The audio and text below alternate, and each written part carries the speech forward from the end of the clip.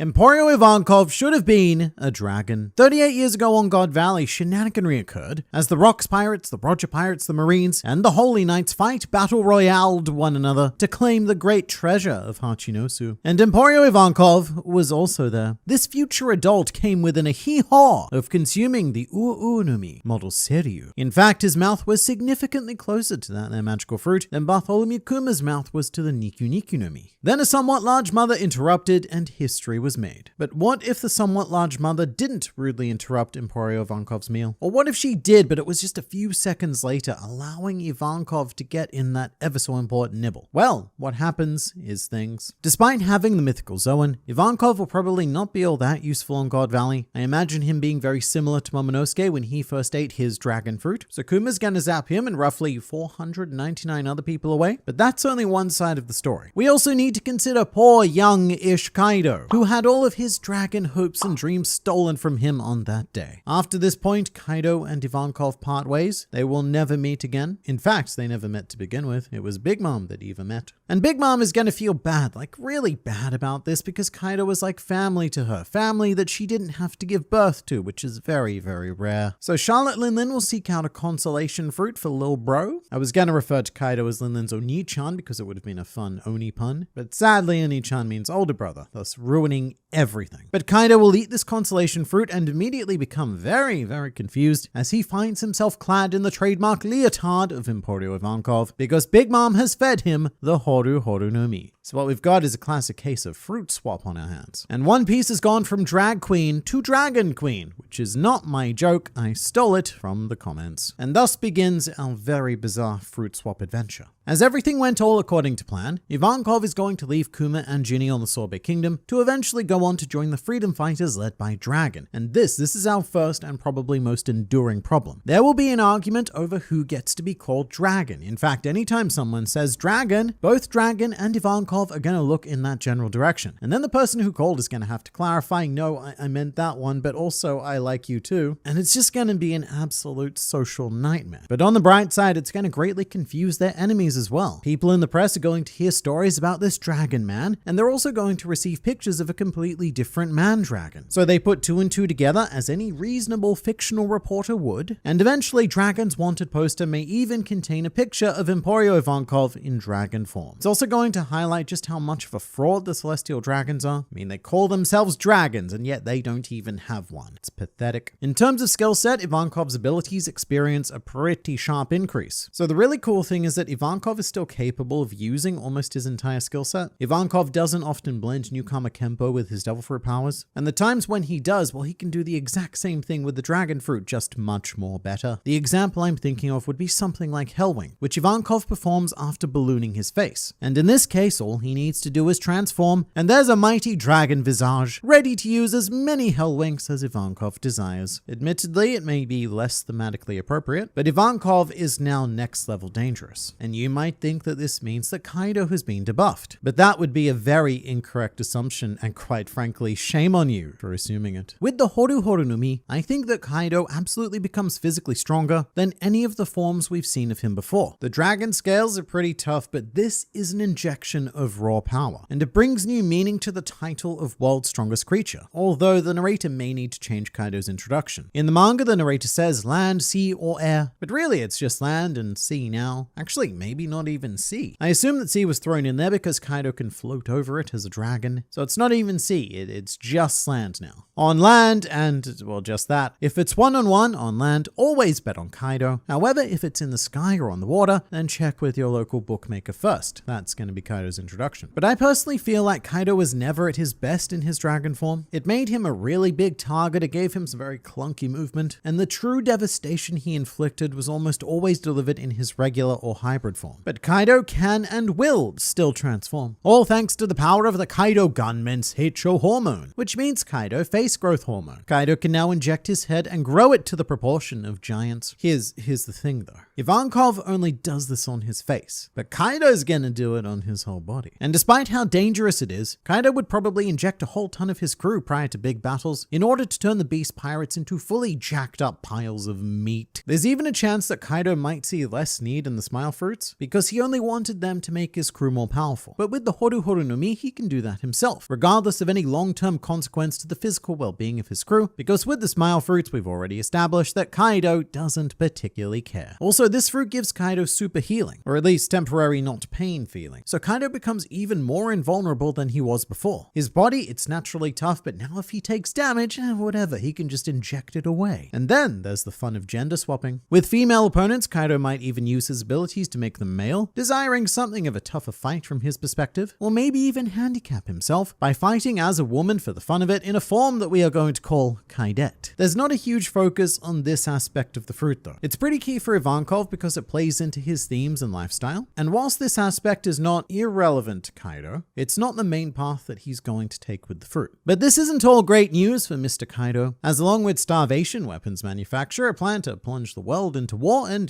general dickery, another great reason why Kaido isn't a fantastic role model is because of his substance abuse. Kaido is already an alcoholic, very much to his detriment, and now we've given him the power to create who knows how many assorted bodily reactions. So you've got him abusing a whole new substance to varying results. But to step back into the One Piece timeline, Kaido is eventually captured one too many times and experimented on at Punk Hazard. This is where Kaido's lineage factor was extracted, and that's how Vegapunk gained access to the all-important information to recreate his Devil Fruit. Although in this version, what Vegapunk gains is the code to the Horu Horu no Mi rather than the Dragon Fruit. So that's pretty big, because Stella, he needs to make that fruit so that Momonosuke can go on to eat it. And this is a problem that we'll get back to later. 28 years ago, Kaido gives birth to Yamato, or I suppose assists in the reproduction process. I mean, I don't know. In this world, both are possible. But Kaido decides to make Yamato male immediately after birth. Even prior to the Odin complex, you know that Kaido wanted a son. So he's not going to be dealing with any of this daughter business. 23 years ago is when the great clash of Kaido versus Gekko Moria took place. And here, Moria's entire crew are killed, and this defeat shatters him for the rest of his questionable existence. Except in this scenario, there's one more thing. To add insult to injury, Kaido is going to change Moria's gender, deeming him not strong enough to be a man, thus introducing us to Gekko Moria. Meanwhile, Kaido also had a habit of flying over the flower capital in his dragon form, mostly to instill fear and terror and hopelessness. So to achieve a similar effect, he'll need to do so as a giant Oni, and Wano is going to start to feel very Attack on Titan-y. If anything, this is only more appropriate though, because the story of Wano, particularly the story of the raid on Onigashima, is based on the story of Momotaro from Japanese folklore. And Momotaro doesn't fight a dragon, he fights Oni. So Kaido is doubling down on the thematics. Cut to 20 years ago, and this is Kaido versus Kozuki Odin. And it's turning out much the same way. This Kaido has access to raw strength that the real fictional Kaido could only dream of. And even if he didn't, there's gonna be an old woman to distract Odin anyway. So we've had a lot of Kaido, but now it's time to check in on Ivankov. 12 years ago, Ivankov accompanied Dragon to the Great Terminal. Now in the series, Dragon almost certainly uses his wind powers to clear a path, and weirdly enough, Ivankov could use his dragon powers to also create a wind path. But we also have the very important meeting of Ivankov and Crocodile. Now during Impel Down, Ivankov said, "If anything funny happens, I'll fix him. I know his weakness." So why is it that only Ivankov can fix Crocodile? Well, Oda says it's because he, meaning Crocodile, definitely owes something that Ivankov gave to him. Essentially, Crocodile was a woman, probably, maybe. It's a very good theory, and it's what we're going for in this video. However, in this world, Ivankov won't be able to change that, and so Crocodile will remain a woman, and we'll get back to her in a bit. Ivankov is sent to infiltrate Impel Down. Infiltrate by being deliberately caught and imprisoned. And this is incredibly important because it gives Dr. Vegapunk a sample of Ivankov's lineage factor, complete with the Seiryu Devil Fruit code. Without this, the artificial Devil Fruit that Momonosuke eats would have to be replaced with the Horu Horu no Mi as per the fun of the video. Luckily for him, it's feasible enough that Vegapunk could still make this fruit without sourcing the code from Kaido. Speeding up now, 8 years ago, Thalassa Lucas was present at the reverie and said, "I need to talk to you about a man named Dragon." A conversation which now gets entirely derailed by trying to establish who is named Dragon and who is just a dragon. It just doesn't make sense to have someone named Dragon when you have an actual dragon. You call that one Dragon. And fun fact, Thalassa Lucas was the king of Elysia Kingdom in West Blue, not to be confused with the Lucia Kingdom, which never existed.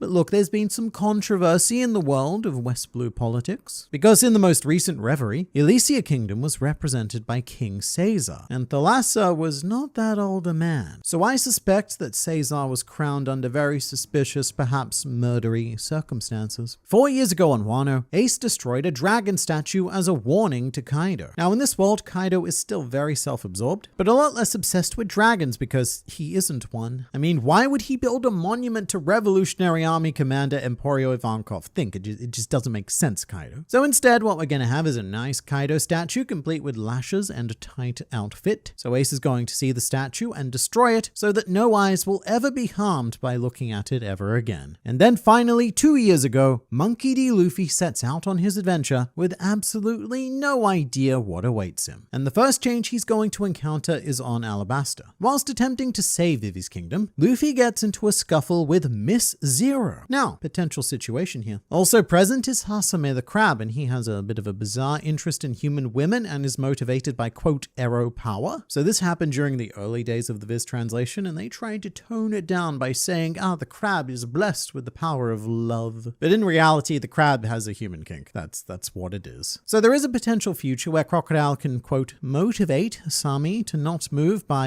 exposing herself. However, Crocodile probably doesn't know this crab well enough to understand his personality. And even if she did, it's pretty out of character. Anyway, Luffy punches 2 women in this arc, one much more so than the other, and we save the kingdom. Yay. So then even more things happen until the Straw Hats find themselves lost in the Florian Triangle, inevitably encountering the next warlord of the sea. And then, out of the darkness, they hear an ominous laugh that sounds like Ki-shi-shi-shi-shi. But I want it noted that this laugh is now spelt as Ki-shi-shi-shi, because the Straw Hats are now fighting against Gecko Maria. And this is going to cause some ethical issues for Sanji, who did attempt to attack Moria during the Straw Hats versus Oars. But also, how does Sanji's chivalry work if a female snake neck pilot is controlling the corpse of a male ancient giant? Zeph's lessons did not prepare Sanji for this sort of complex chivalry maths. Also, we should flag that Absalom would have a bit of an awkward crush on his boss, and let's be completely real here, he would absolutely turn invisible and spy on Moria in the bathroom. That's just what he is/was. To get to the main problem though, Luffy very possibly dies in Impel Down, because Ivankov doesn't have the Emporio healing hormone, and the dragon fruit doesn't have any healing properties. But there is an antidote to Magellan's poison, which Shiryu has, somehow. I say somehow because he's also a prisoner, and it's never really explained much beyond, if I hadn't shown up with the antidote, you'd all be dead. And Blackbeard goes on to say, luck may decide who lives and who dies. And he does this in what I would only describe as a horrifically shirtless state, but I agree with him regardless. I think that Luffy is lucky enough that Ivankov and the level 5.5 prisoners will somehow acquire the antidote. Someone will have heard of its existence, then they'll track it down, they will acquire it, they'll give it to Luffy, everything's going to be good, and it's all going to happen somehow, because if somehow is good enough for Blackbeard, it's good enough for Luffy. The healing hormone also costs Luffy 10 years of his life, so at the very least he gets those 10 years back, and hey, this might even be a better outcome than the actual one we got. The Jailbreak team go to level 6, and would you look who it is, our old friend Crocodile, former presidentress of Baroque Works. Very nice to have you on our side, but with this Ivankov, it's kind of overkill. With the powers of Seiryu, Magellan isn't really an issue, because Ivankov can just blow back all of the poison, just wink it all away. If anything, Ivankov can even do what Momonosuke did on Onigashima, and just fly up through the entire building, just death winking through every floor. And instead of needing to call whales, everyone can fly away on Ivankov, and also fly into Marineford riding a dragon. What an entrance. Just prior to this, the remaining warlords have gathered, and Boa Hancock goes out of her way to make it known that Gecko Moria is the second most beautiful warlord to participate in the war. And as they're on opposing sides, Miss Crocodile and Gecko Maria may even have a brief all-girl duel. Elsewhere, Kaido attempts to participate in the Paramount War, taking King with him, but he is stopped somehow by Shanks, who has to fight and or converse with Kaido, whilst trying to avert his eyes from the ever-present bulge in Kaido's leotard. However, back at Marineford, Luffy has a fatigue problem. The only thing that kept him going through all of Impel Down and Marineford was Ivankov consistently injecting him. However, for plot reasons, Luffy will try, but it's not ending any better. Ace will still be executed, but maybe even at the gallows where it was meant to be, and Law will likely still need to rescue Luffy. Ivankov could try to fly Luffy to safety, but Kizaru can just catch them. So So underwater is our only option. Post-war, Ivankov departs and probably flies back to Momoira Island, where he encounters Sanji. Here, hilarity ensues and Sanji challenges Ivankov to a fight. And this goes even less well for him than it did in the actual series, as Ivankov transforms into a mythical dragon. Then 2 years later, after Dressrosa, Kaido probably doesn't fall from a sky island. In retrospect, Yoma certainly got up there by flying, so Arouge never meets him. Kaido does still attack Kid's Island, but in a more traditional manner, but also in a less traditional manner with lots and lots of gender swapping. In fact, Kid and Killer's refusal to back down will lead to defeat and the Gecko Moria treatment of turning them both into women. Basil Hawkins will surrender and thus be allowed to keep his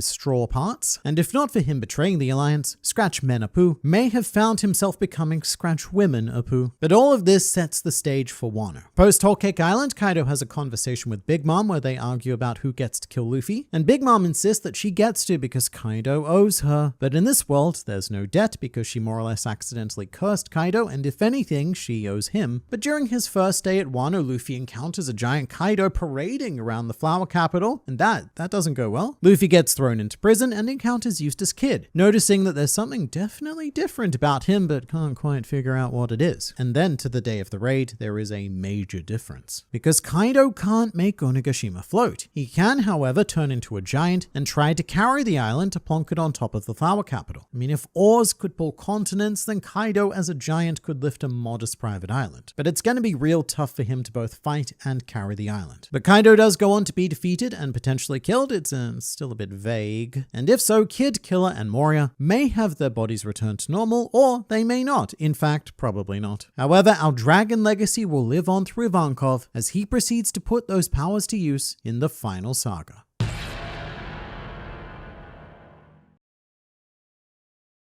These are the worst devil fruit ideas in the history of the One Piece world, bearing in mind that we now know that devil fruits each represent the innate desire of an ancient individual who wanted that ability above all else, and certain desires are much more questionable than others. Where some people dream of becoming shiny golden Buddha boys, others dream more along the lines of becoming a tanuki with frankly impractically large testicles. Now look, we don't judge here, with the exception of this video. This video is all about judgment, because here are history's worst devil fruit ideas, and the unfortunate individuals who are cursed with said ideas. So let's get straight into the shaming then, shall we? Now exactly whose dream was it to slather themselves in never-ending mucus?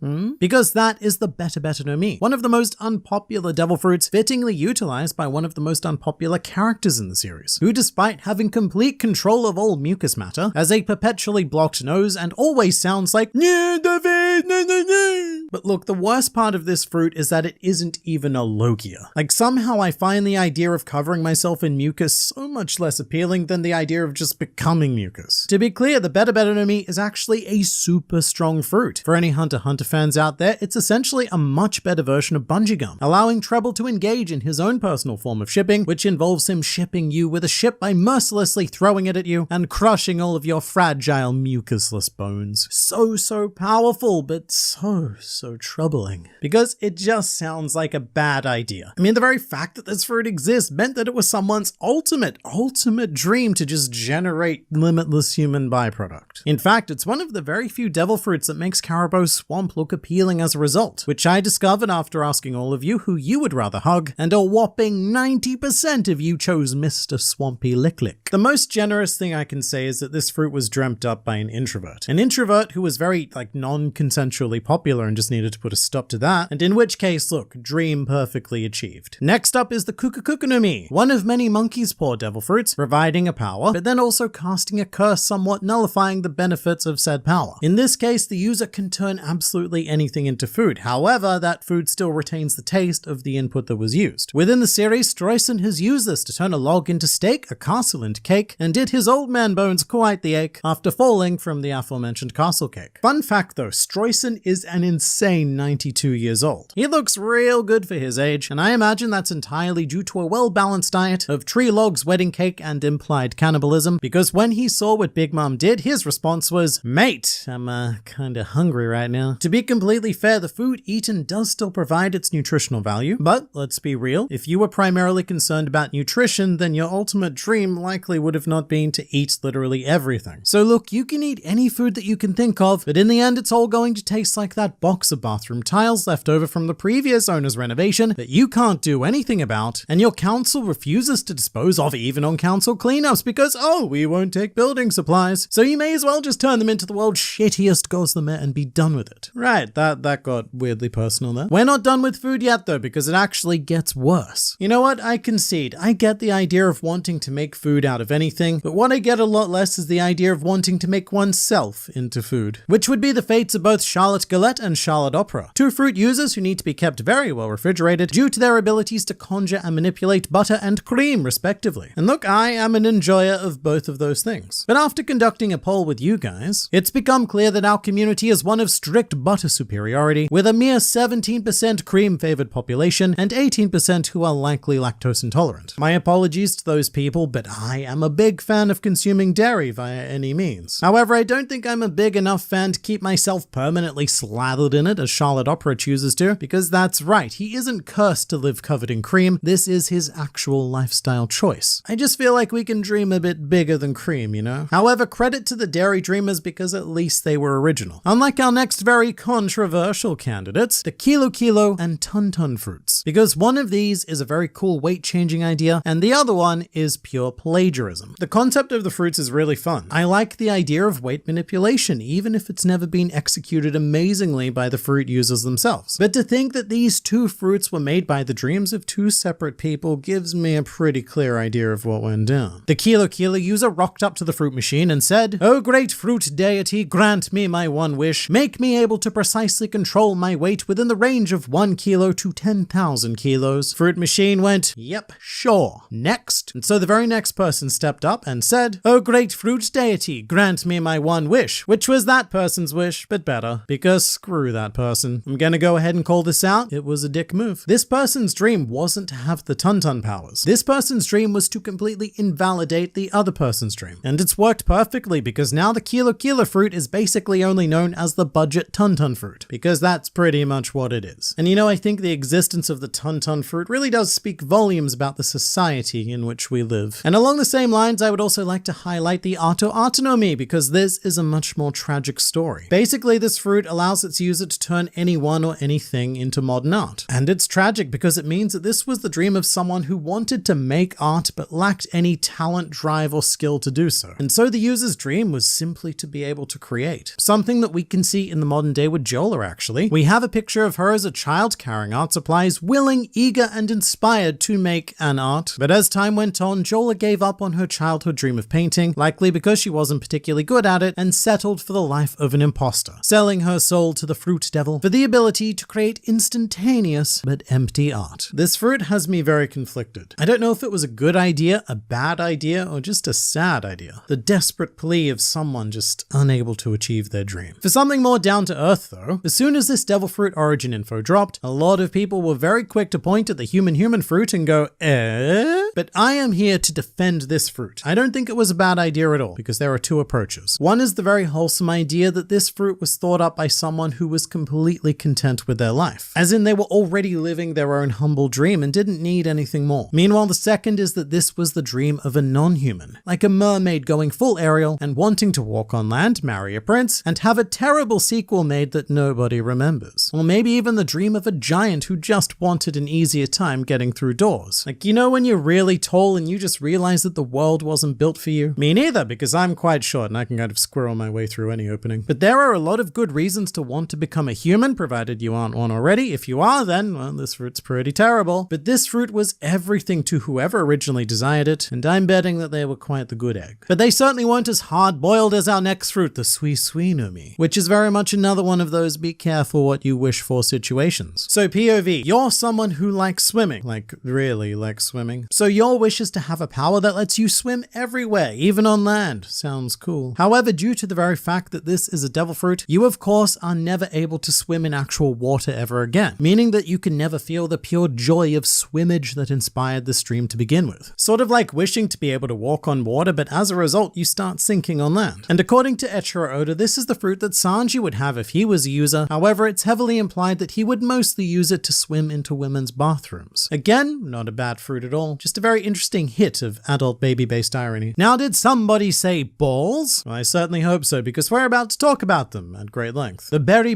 no Mi is a fruit wielded by Very Good, and it's a very simple power. It allows him to become balls. Just balls, only balls, balls for days, balls, balls, balls. Now, in the past, I'd thought of this as a bit of a quirky fruit, like an unintended branch of nature or a curious exploration of science. But no, as it turns out, this was someone's paramount dream. And so I need to ask myself, what drives a man to become balls? It is a really cool power though, and it's actually the inverse of Buggy's Devil Fruit. That makes him immune to sharp, cutty, slicey attacks, whilst the Ball Fruit grants immunity to blunt, punchy, pow attacks. And I will say that the Grand Fleet do have an overwhelmingly positive opinion concerning balls, with over 70% of you holding them in quite high regard. If the fruit was offered to me, I feel like I too would become balls, but only because it's a superpower just being dropped in my lap, not because it's my dream to become a living ball pit. And now I think it's time to attack Logia fruits. Bet you didn't expect any of them in the worst devil fruit ideas video, except for the swamp one, you might have expected that. But let's be completely honest, the vast majority of the Logia class is just creatively bankrupt. It's full of zero imagination whatsoever, some of the most effective yet least imaginative powers possible. Because sure, becoming or controlling fire, yeah, that sounds really cool, but it's also the most basic power that you encounter in every magic system. Same with lightning and ice and light. Not swamp though. That's definitely unique. And I suppose the implications of One Piece is now the reality that, yeah, someone existed who was so enamored with wetlands that their dream was to become one with the swamp. Or maybe they were just really invested in preserving mangroves, because mangroves are like bees. If you remove them from the ecosystem, then it starts this chain reaction, dooming all of humanity. We like mangroves. But look, now we all knew this was coming. Every fruit I've mentioned up until now is nitpicking compared to this one terrible idea. The undisputed worst devil fruit idea in all of the histories is the Jake no Mi, the fruit that gives its user the ability to become an inanimate piece of clothing. Because up until now, I think that everything has a pretty decent you do you style excuse. You're pretty crap at art? Sure, take the magical art power. You want to be super petty and copy someone else's power and thus render their entire life redundant? Questionable, but okay. And you want to eat your leftover bathroom tiles. I mean, alright. Look, at least you're getting some nutritional value out of them. But then you meet the jacket guy who rocks up to the fruit machine and says, "Oh great fruit deity, grant me my one wish. I want to become a piece of clothing to be worn by anyone and everyone, and then sometimes I want to take over their bodies as they wear me, fusing all that is me with all of the meat that is them to create a new body that only I, the jacket man guy, can control." There are some issues here that I don't think any psychologist in the world is quite qualified to tackle. But even then, the fruit does undeniably have its uses, and one could argue that under the right circumstances, it may even result in the strongest power this world has ever seen. However, that would have to be under very, very specific conditions. For example, let's imagine that Goldie Roger was the user of the jacket fruit. He walks up to Whitebeard with his mustached swagger and says, "You know, Whitebeard, we've been good friends for quite some time now, and I think it's time that we took things to the next level. I think that you should wear me!" And thus they fuse to become the undisputed strongest being to have ever lived.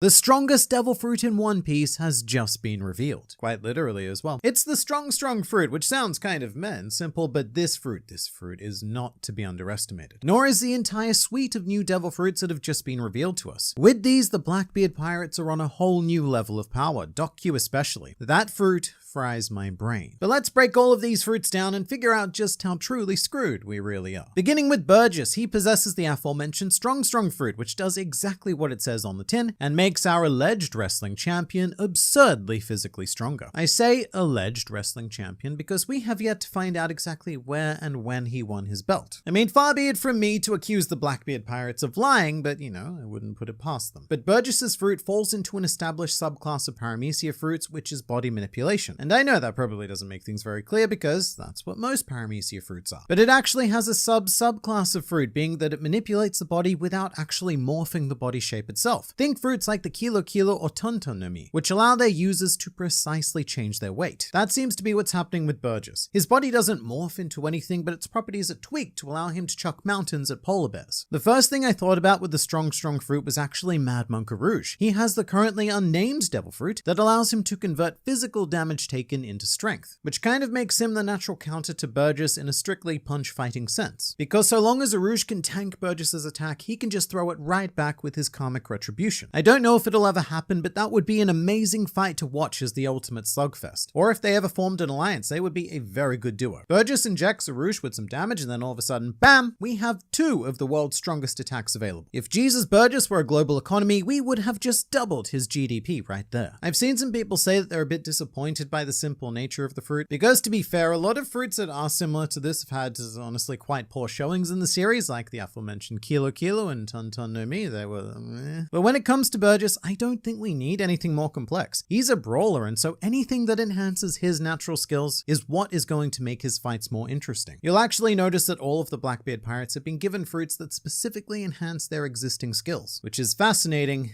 and terrifying. It also reminds me of Boa Hancock's Meramera no Mi, a fruit that has a solid natural match and may not be as great in the hands of just any old pirate person. I don't think that just anyone can eat this fruit and then throw a mountain. It likely has a limitation of increasing the base strength of the user by a certain amount. So if, say, Nami were to eat it, maybe she could use its max power to throw a ship or something, but Burgess is able to access a whole different tier of this fruitcake. One question I do have is how Haki interacts with a power like this. Like, does an opponent using Haki negate the added strength that Burgess gains? I think probably not, because despite what we've recently seen with people using Haki as a pure counter to certain fruit powers, generally it doesn't affect the inbuilt nature of body manipulation. Like if someone strikes Luffy with Haki, it doesn't stop him from stretching. It just allows him to take a big ol' ouchie. So with that in mind, Burgess actually becomes pretty damn formidable. The ultimate test of this theory would be to get him into a fight battle with Sentomaru, who through Haki is the world's greatest defense chonk. Now to be fair, it was Sentomaru himself who claimed that he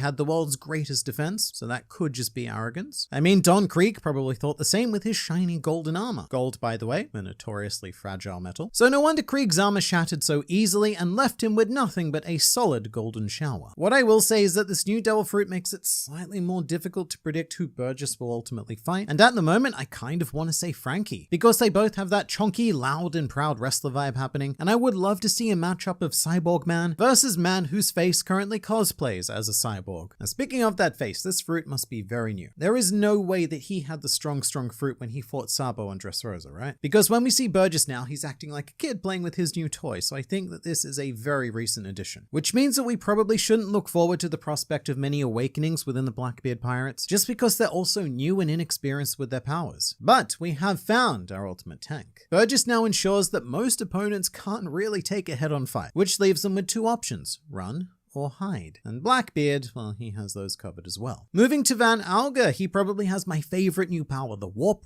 Fruit, which obviously bears at least one striking similarity to Trafalgar Law's Devil Fruit, but right now I would say it's much closer to the idea of the Toki Toki no Mi, in that its core function is to move people from the place it is where they are now to the place it is that they are currently not. Absolutely perfectly suited to Van Alga. At first I did wonder why this fruit was given to him, but it's because he has those all-important sniper eyes. He can see far enough into the distance to accurately warp someone as far as possible. Plus, he probably has one of the best masteries of observation Haki on the crew, which may go some way towards explaining Blackbeard's absurd series timeline right now, because he keeps popping up all over the world in very, very quick succession. He was on Hachinosu in the New World, then Amazon Lily in the Calm Belt, and now suddenly he's all the way back in the New World somewhere around Wano. It is ridiculous how fast he can move, and maybe it's because Van Alga can activate the One Piece world equivalent of budget warp speed. Again, it suits him perfectly though, because to quote Usopp from One Piece Stampede, the sniper's role is to support the captain. And in a fight, Van Alga is probably always going to remain at a distance anyway. But now, even if someone does get close enough to him, all he needs to do is pop them away. Van Alga is pretty much untouchable. And right now, I feel like Usopp is the only one really capable of dealing with him, because nobody else can fight from the sheer amount of distance that he can. So hopefully what this means is that in the future, we are going to see some sort of fantastic sniper battle. Now, we should probably talk about the room in the room. This fruit takes one feature from the Ope Ope no Mi and enhances it. Orga can teleport people away without creating massive rooms, and thus also not needing to sacrifice massive lives. So in terms of a single feature, it is a clear improvement of the Ope Ope no Mi, which is, well, that's a problem, because that is by far the most useful feature of Law's fruit. I imagine there have to be some limitations of the fruit, such as maybe something distance-based, like a certain amount of warp units, or something even more insane by being limited to how far Van Alga can physically see in any given direction, but it also may be limited by exactly what it is that Van Alga can warp. To date, we've only seen him warp living things. There was Burgess, and also, look, we didn't actually see this happen. But I would like to think that Van Alga also warped Blackbeard onto the back of Stronger. It could certainly be a size thing as well. Perhaps the bigger the object or person, the less distance it is that Alga can warp them. So warping the large stack of meat that is Burgess can go several kilometers away, but maybe something like a battleship could only travel a few hundred meters. Also, weirdly enough, he may be limited by consent, because otherwise, why not just warp the Heart Pirates to him instead of sending people after them? Lore, yeah, he might be immune, but the rest of them, surely not. I guess in the end, it doesn't really matter, because either way, Van Alga's fruit ensures that opponents cannot run. With him around, the Blackbeard Pirates will always be able to catch you. So you can't fight, you can't run. Can you hide? Also no. Because Doc Q has entered the ring with what is probably the most fascinating new power, the Sick fruit. Right now, I'm assuming this fruit is Paramecia. It's tricky though, because unlike the other two, it doesn't necessarily have an existing similar equivalent. The closest I can get is maybe Jewelry Bonnie's fruit, which afflicts targets with a physical condition, morphing their bodies according to the option she has, or maybe even Jola's fruit, which transforms people into very questionable modern art. But both of those fruits have very strict parameters. Bonnie can age you up and down and back up again, and Jola, well, all Jola can do is make you a big F-off mess. But the way Doc Q used the Sick fruit with that whole novel feminization disease may indicate that these conditions are limited to his imagination. Imagination is probably the wrong word, actually. Let's say limited to Doc Q's knowledge. Because despite how he looks, which is very homeless chic, perhaps even derelict, Doc Q is actually a medical expert and has a particularly strong knowledge base in the world of chemistry. So I guess what I'm suggesting is that if Doc Q understands the biological needs to inflict a certain condition, then perhaps he can just conjure that condition. Gender swapping in particular is very old news in One Piece, and even though Ivankov uses a devil fruit to accomplish it, it does still have a basis in fictional science. It's not the magical fruit that gives or takes the breasts away. It's the hormones that the magical fruit generates. And Doc Q did encounter Ivankov during the Impel Down arc, female form Ivankov as well. So perhaps he caught a glimpse of the fruit in action, came up with a scientific hypothesis-y thing, and then used that to conjure his own new disease that replicates the effect. In general though, it is just terrifying to have a fruit like this in the hands of Doc Q. His epithet is the Grim Reaper, and now he has a power that almost literally turns him into the Plague Horseman of the Apocalypse. In terms of limitations, the fruit could function as a bit of a patient zero system, as in Doc Q can only infect one target, and the disease needs to spread naturally from there. In the case of recent events, that one target would be Law, and as soon as he beat it, the infection dissipated in everyone else as well. However, there is something that I am quite excited for here. There is a lot of potential with a dude who can more or less just imagine diseases into existence, which is that Doc Q could potentially bring some or even all of Usopp's lie diseases to life, such as the I can't go on this island or I'll die disease. Usopp is not a liar. Usopp is a prophet. He is our own personal Nostradamus, and Oda he just cannot miss this opportunity in the future. It is just too good. It's also hard to ignore the obvious here that Doc Q is like 99.9% being set up as an opponent for Chopper to deal with, and in a weird way, defeating Doc Q is it's kind of like achieving Chopper's dream of curing all disease. But you can't fight because of Burgess, you can't run because of Van Alga, and now you can't hide because of Doc Q. The Blackbeard Pirates are doing something that really no other prominent crew has done before. They are specifically acquiring new powers that make them stronger together. Crews in this series usually focus more on individual power to be showcased in one-on-one situations. Even the Straw Hats, the teamiest of teams, are still very 1v1 based. So for Blackbeard of all people to be understanding the importance of teamwork is a pretty wild twist. And it really makes me want whatever this final fight is going to be a team battle, where all the Straw Hats have to work together to defeat all of the Blackbeard Pirates. And also, we still have yet to touch on the most important member of the crew, Stronger. I just cannot believe that Stronger is now a mythical devil fruit user. He is now in the same class as Kaido, as Luffy, and Mako, and Sengoku. I mean, look, the mythical Zoan class does have its disappointments, like say Orochi, and also its casual cool animal friends, like say Onimaru, but it goes to show that Stronger is a valued member of the crew. No, he may not be one of the Titanic captains, although perhaps he should be, but a mythical Pegasus Zoan fruit was given to this horse as opposed to any other member of Blackbeard's entire fleet. Now, just to avoid some potential confusion here, yes, we have seen a Pegasus in the series before. His name was Pierre, but he did the exact opposite to Stronger. Pierre is a sky bird who ate a basic horse Zoan fruit and thus became a polka-dotted Pegasus, as you do. In form alone, I should say, because mythical Zoans always come with all sorts of weird, funky bonus powers. And I can't even begin to speculate on exactly what Stronger can do, because there are just too many variations of Pegasus abilities across human history, but rest assured, he is more than just a flying horse.